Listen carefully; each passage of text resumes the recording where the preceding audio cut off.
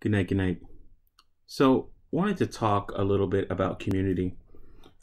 Was in a group chat today, and it just kind of came out and my thoughts on community and the importance of it. Now, really, I wanted to talk about your local community, your family, those that are within your inner circle, that make up your inner circle, that help you through the down times and things like that, especially if you have an actual intact and strong family structure. Some people are not fortunate enough to have that, and some people don't appreciate it enough. So, one of the first things I want to talk about is your mother. Mommy is the nanny. So your mother would be the grandmother to your children and be a nanny to those children. Now, the importance of this and what it provides is it provides extra income for you, or gives you greater spending power. Now, if you have a family member being a nanny as opposed to paying the usual child cost, usually in like about Florida, I think it's about 150 to about $200 per week per child. So that gets to be about an $800 bill a month, pretty easily. Now, there are, you get discounts if you have multiple children in daycare and things like that.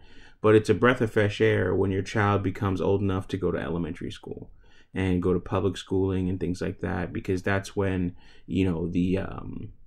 the government extended family kicks in, and your tax money and all of that, your tax money goes to your schools in your local area. So essentially that's subsidized by your tax money, or you're paying into that system, if you will. But in the meantime, in those 5 years when you're raising those children from infancy, and you're trying to work and maybe invest and do other things and save, or even get yourself out of debt, depending on where you are in your life, it's important to have an extended family that's actually there, that can actually help you. Even if it's doing things even when they're older, like taking care of them on the weekend so you can work an extra job, or so you can just fuck around and go out and do something without having to worry about the kids. That's a very important thing, especially when you're dealing with either you're in a relationship, or even if it's a co-parenting situation. So, for instance, you and the mother of your child is not together anymore, and then for some reason, for whatever reason, that person wants on or off that week or something like that. Just ensuring that you're there to actually assist in that is actually a really great thing, and it actually lifts the burden. Now, talking about even the mother as the nanny, let's just talk about some numbers. As I said, not having to pay an exorbitant amount in terms of childcare costs for daycare, or even like weekend or night care, depending on what your situation is actually a very, very big deal, because you can actually take that extra money and you could put it towards paying down debt. You could put it towards making investments. You could even put it towards furthering your own education so you can get a better job, so you can take care of that child, and take care of yourself, especially later on in life. Now, we'll look at it from two aspects: mother and father both in the home, and a separated family, divorced, broken family, however you want to put it. So mother and father both in the home.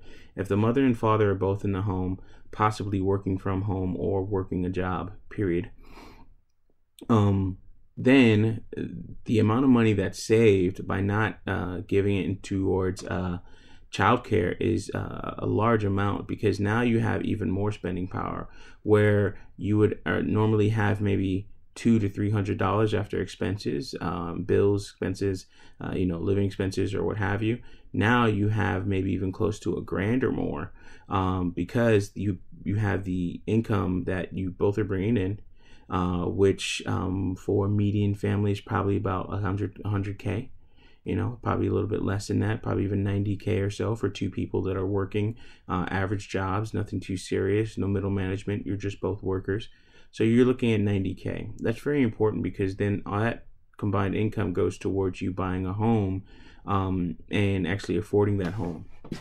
Now, the way it worked for me, for instance, at my day job, I make 75K. Today I did request a raise finally. So that's pretty cool. We'll see how that goes. But I make about 75K at my day job. So now, with that being said, now I can actually look for a home because it's like a steady income and everything like that. So now I can look for a home. If I look for a home based off of just that one job, then I won't be able to get, higher end homes, maybe a $300,000 home or something like that, but I can get into the 200,000s. So that's kind of what I went into all of this looking at is what is my personal budget? Do I want to follow the 30% rule in terms of 30% of your gross income goes towards housing and things like that? Now, the reason why this is important in terms of community is if you have that combined income. So what if I was making 75 and my wife is making 50 or something like that? So that's 125 grand that you're coming to the table with in terms of combined income. Now that combined income can allow you to get a larger home. Now you're looking at combined income. You can get a larger home, especially if you have a lower standard of living or lower cost of living in your area. Then you can actually take that money and then put more towards investments and other things. So all of this is just to say you want to find ways to quote unquote save money, not just cut back, but be in a financially strong position to actually make moves that will actually help you in the long term. For instance, that money that you're saving by not paying increased child costs.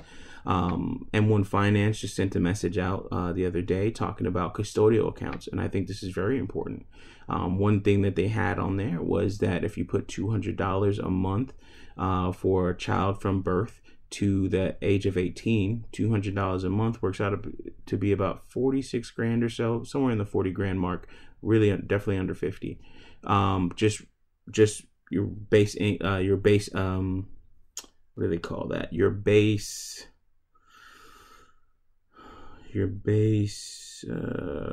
contribution. That's it. Sorry about that. So 46 grand or so in just base contribution. Now they say with an 8% return on investment yearly compounded, that can actually possibly grow to about $90,000. Now that doesn't always happen, and it also depends on the stocks that you pick. So if you pick Tesla, it can actually go a lot higher than that by the time it matures or your child becomes mature, so that they can actually take that custodial account over, or possibly even do things like, that can go into their college fund or something like that. So instead of just regularly saving that money, you can actually invest that money, and then it makes money over time and actually compounds. I always talk about the AT&T flip or the crypto flip, crypto to dividend stock and flip. And that's basically just taking your increased gains or your high gains from cryptocurrencies and putting it into a stock that can actually pay you dividends on a quarterly basis that can actually compound. You do that over a long course of time, you can actually make quite a bit of money depending on your investment and what you invest in. I can't give you a number. I can say something like $1 million, but that doesn't always happen. I always use AT&T, but currently AT&T has I'm definitely negative on that, but in terms of what it gives me in terms of my dividend, the dividend payout is phenomenal, and I like that. Probably one of the better ones for the bet. It's probably up there in terms of tier, in terms of what it actually pays out. Now, getting back to the subject at hand, but having, say, a community that allows you to do all that, and you have an intact family structure and people that are working together for the common goal of not just spite, not just BS and not just hurting the other person, but really coming together and being in the business of making kids and actually making prudent investments so that your child can live on in a better situation than you grew up in, and also their children can live on from that point on as well. That's very important, and that's something that I think it should really be focused on when we look at finances and community. Next, one of the things that I see on a regular basis, because where my desk is oriented, I see my neighbor's home right through this set of windows here. And it's really cool because you see it in action. She's a grandmother, and she she basically lives in that home alone, and she raised her kids, and now you see her running around raising her grandson. I won't say his name, but raising her grandson, and you can literally see her. They're running out to the front, and I'm just looking at her as like, she's just moving like it's nothing, running after their grandson, and it's beautiful. But what that shows me is that it's an intact extended family. Now that, I don't know the circumstances, whether they be good or bad or anything like that, but she has her grandson on a regular basis. The grandson doesn't really go to daycare, or doesn't go there maybe often. I see him ever since I've moved in here. I've always seen him around her. So that's something that's very special, because what it shows me is that since that family's intact and you have that extended family, now the grandkids can actually be taken care of by the grandmother, and that's very important. That's something that actually can propel the mother of, or her daughter or daughter-in-law, and son and son-in-law. I don't know the makeup of that whole situation, who's who, if it's her son or her daughter, but that can really propel them, or actually allow them to be sustained until that child grows up to be a little bit older, or until they get, back on their feet, or until blank. And that's something that is very important about community, being able to actually have that type of community around that you can surround yourself with, so that you can actually make moves into the future and be in a better position. Now, this has been a bit of a ramble on the subject matter, but I'd like to say, basically, it's funny, a summary after the video. But to close things up, always try to move towards having a decent extended family. Even if it's something, in my situation, my mother may actually move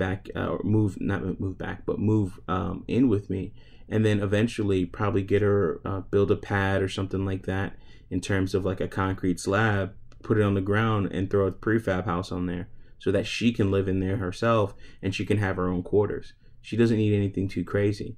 Now imagine me doing that even for my father.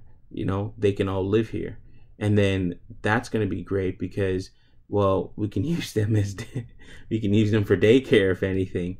And that's a beautiful thing, because what it shows is you have that intact family. You have generations. You have people that are around you that are not just there for money, but they're there for the continuation of your family. And also, they're there to see you paint the canvas of life, if you will, and show your vision. And that's definitely something that's very beautiful. In fact, I'm going to try and find a still image of something that I thought was actually amazing from an anime, or on host club, or on high school host club. And one of the episodes, you see the vision of one of the characters, where he started off small with a small canvas, and then at the end of it, you see that not only did he paint the canvas, but he broke through the canvas and painted the wall. So not just making a small portion of his life and other people's lives brighter, more beautiful, but actually not just making his life beautiful, but making other people's lives beautiful, breaking out of the boundaries that were set upon him, and actually showing up his father, which is kind of crazy, but in terms of like how he did it and everything, like not that he did it, but like how he did it, which was amazing, because his father was always downing him, and it was beautiful how that all worked. That's probably one of my favorite animes that I've probably watched 2 or 3 times now, that whole series. But that's very beautiful, and yeah, that's pretty much it. As always, thank you very much for listening. Peace.